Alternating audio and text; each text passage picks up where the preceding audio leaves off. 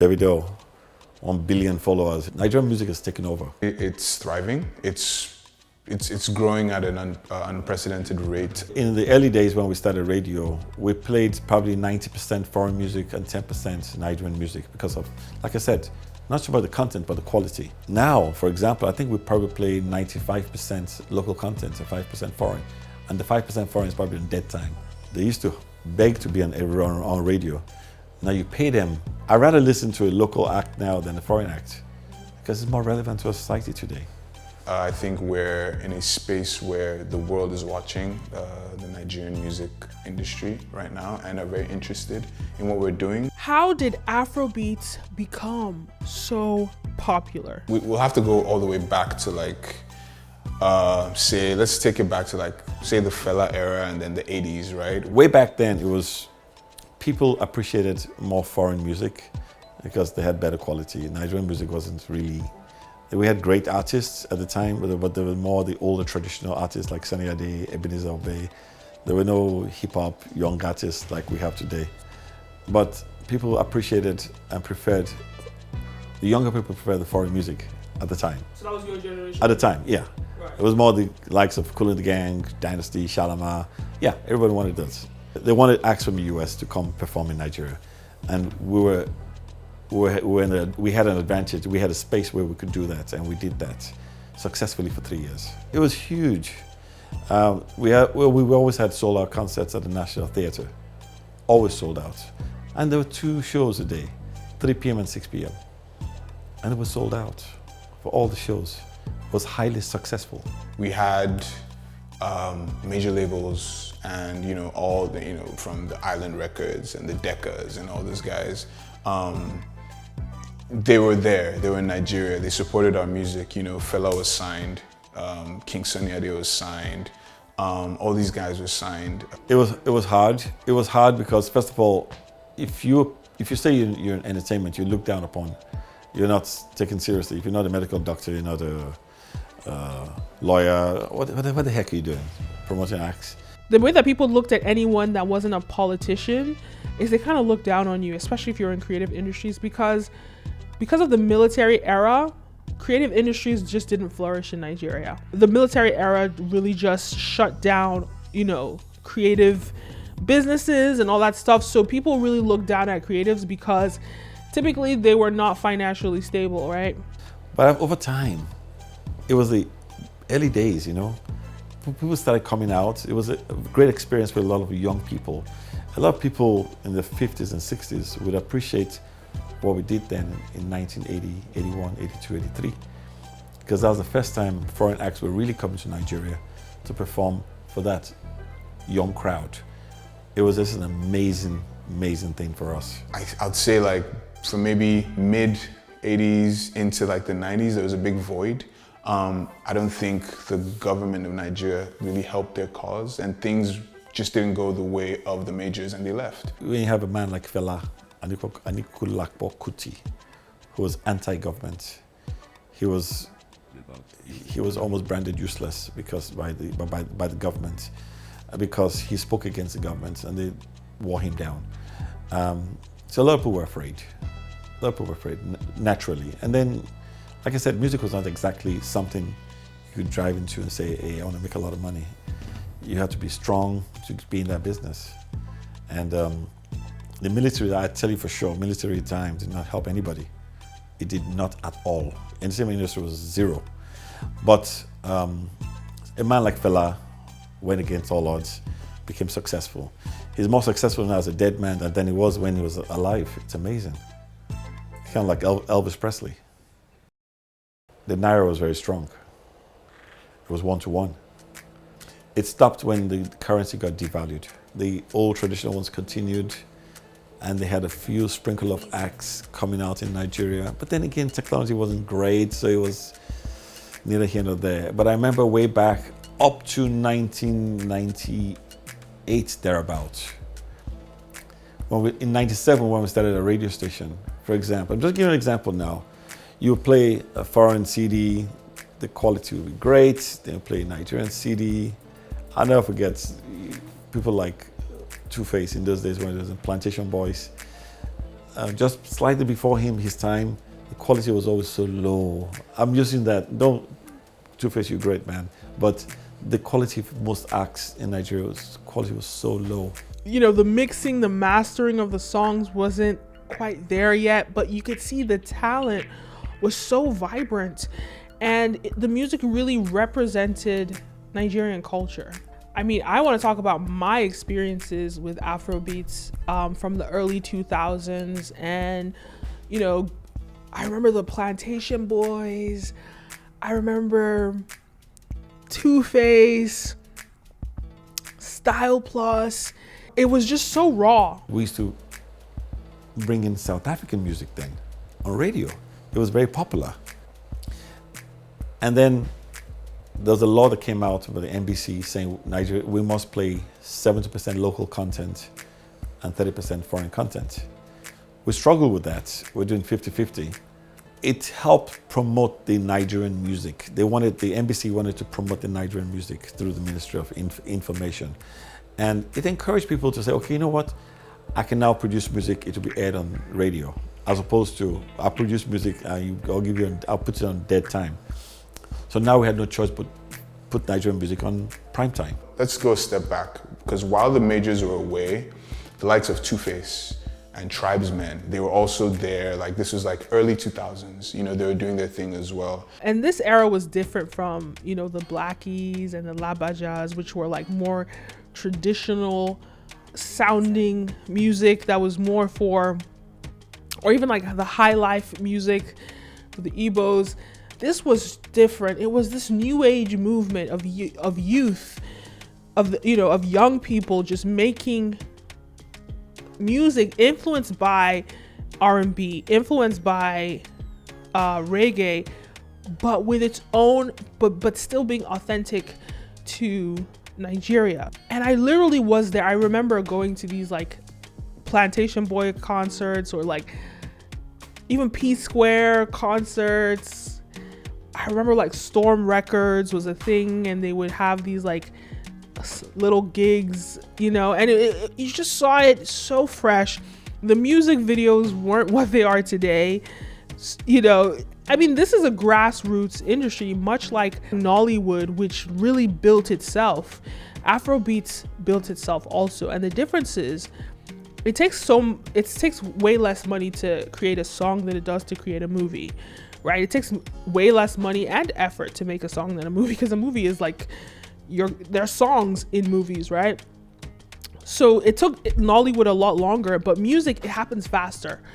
If you do things in music, it happens faster, right? To make it even better, MTV Base came to Nigeria in 2005. And they started taking this act to South Africa and other African countries. So suddenly, Nigeria exploded. MTV Base was a good, huge vehicle to take Nigerian acts to other countries. Before then, they were just kings in the small pond, which is Nigeria. But when they took them outside Nigeria to South Africa, Zimbabwe, England, Nigerian acts would become very, very popular. Nigerian music started becoming cool again, I'll say that. People in our generation started connecting more with the diaspora.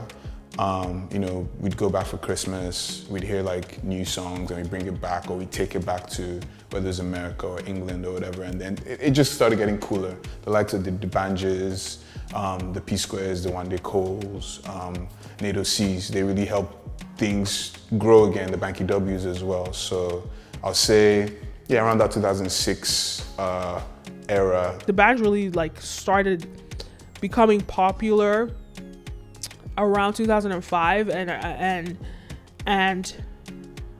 from 2005 to 2010, that was really his era. But they still did it, they still tried, and they still created an industry, you know, doing these shows, all these concerts that they would do. They weren't getting paid a lot compared to what they're getting paid now. With the change in technology, Nigerian acts changed the whole landscape. Technology changed, the music got better, got brighter, got more efficient. And I literally watched as the music videos started to improve, as cameras started to improve, DSLRs started coming into the market, and it was so much cheaper to produce a higher quality music video. We started seeing them emerge and create these music videos. So we had the WizKids and the Davidos who started emerging in the 10s. When that was like the WizKid era, right? That's when WizKid popped on. Davido came out 2011. Burna 2011 with us, 2012. And they ushered in a new era, a lot younger. And I feel like I kind of blinked, and all of a sudden WizKid was like a superstar internationally. I watched it all happen, but in my head, it's like, how did it happen? I still get confused, how it happened, because it was consistency. He always kept putting out music, and then all of a sudden we were looking at him like the D'banj replacement in a way. He was big for a while. He was big, and then Davido also low key was still working around the clock, but I feel like WizKid was always seen as he was bigger, and then all of a sudden, out of nowhere, Davido became this bigger star as well, and then of course Burna Boy followed that. But now these are the three biggest people in Afrobeats today. And then with the advent of obviously smartphones, technology, it's just become easier now for people to share music, people to discover music. I think that's the key word, discovery. Music discovery now is easier than it ever was, or has been. So the world has finally now sort of caught on to what we've been doing, in the shadows or in the dark, and the labels have come back. So, Sony's in Nigeria again. They've been there since about 2012 or 2013. Universal's in Nigeria again. Warner they're there via Chocolate City, and they're playing around. And exploring, I guess, entry, but yeah, they're back now because they see an opportunity. Now, for example, I think we probably play 95% local content and 5% foreign. And the 5% foreign is probably in dead time. So we're just telling how things have evolved. Nigerian music has taken over. I'd rather listen to a local act now than a foreign act because it's more relevant to our society today. Nobody talks about the foreign act again. Nobody does. It's totally, completely changed. The dynamics have changed. The whole landscape has changed. Watching the industry grow and literally being there firsthand, going to these concerts, looking at it at a grassroots stage, and watching it evolve into what it's become today, to this mega $1 million industry, which is probably going to go, and it's really opened doors for Nigerian film. It's opened doors for Nigerian food and Nigerian culture generally. It's great for economy because you're now creating entrepreneurs. You're now creating rich musicians as opposed to people who are hungry and begging. Now they're rich. They used to beg to be on radio. Now you pay them you pay to see them in concerts, which is good. And there's a chain reaction for that. They employ other people, artists, and they employ musicians and whatnot. And it's certainly great for the economy, and it's certainly good. They become great ambassadors when they leave the country. And they go perform in the UK, the Caribbean, the US. And it's sort of exporting Nigerian culture around the world. I really do see that Afrobeats is gonna get bigger, it's gonna get better, and more people globally are gonna know it. Anyway, let me know your thoughts. Leave a comment down below. Don't forget to like, follow, subscribe, all the above. My name is Kenna Man. See you next time.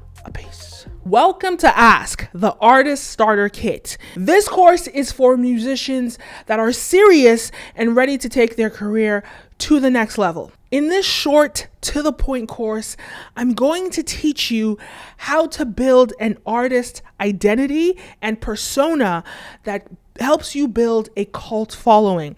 I'm also going to teach you how to market yourself on social media effectively so you can build a strong following today. I'm going to teach you how to market yourself and position yourself so that the media, the press want to feature you on their platforms. Most importantly, this course is going to teach you how to bootstrap your career and get the ball rolling. What I'm teaching you in this course is stuff that people just really aren't teaching you. My name is Kenna Mo, and I'm a media entrepreneur, and I've been in the entertainment industry for 17 years. I've worked with musicians, with artists. I've, worked in film. I've worked in broadcast journalism, broadcast television. I've worked in a lot of different aspects in the media ecosystem, and I'm going to give you my perspective, my unique perspective, and how to craft a media story around you, how to create content that is compelling and draws viewers into you, and how to build a public persona that will create a core cult following that are rooting for you endlessly. And how do I know all this?